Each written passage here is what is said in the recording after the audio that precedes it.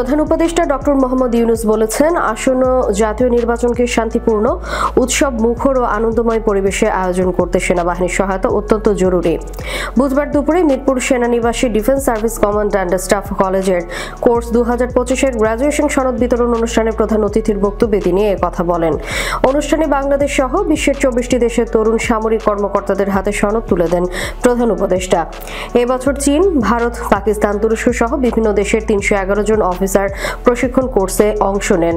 নির্বাচন প্রসঙ্গে ডক্টর ইউনূস বলেছেন, দেশবাসীর দীর্ঘদিনের কাঙ্ক্ষিত এই নির্বাচনকে সত্যিকার অর্থে একটি শান্তিপূর্ণ উৎসব এবং আনন্দমুখর পরিবেশে অনুষ্ঠিত করতে আমাদের সেনাবাহিনীর সহায়তা একান্তভাবে কামনা করছি।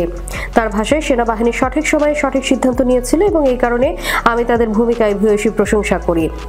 তাদের মতে, জাতীয় যে কোনো সংকটময় মুহূর্তে এই প্রশিক্ষণ কার্যকর ভূমিকা রাখতে সহায়তা করবে। বিশেষ করে যে কোনো জাতীয় সংকটে আমরা আমাদের অর্জিত জ্ঞান প্রয়োগ করতে প্রস্তুত।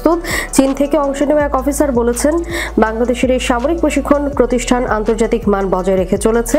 23টি দেশের সহকর্মীদের সঙ্গে অভিজ্ঞতা বিনিময়ের সুযোগ পাওয়ার আমাদের পারস্পরিক সম্পর্ক এবং বোঝাপড়া আরও শক্তিশালী হয়েছে। আমরা আশা করি এই জ্ঞান ভবিষ্যতে আমাদের নিজ নিজ দেশকে নিরাপত্তা দিতে কাজে লাগবে।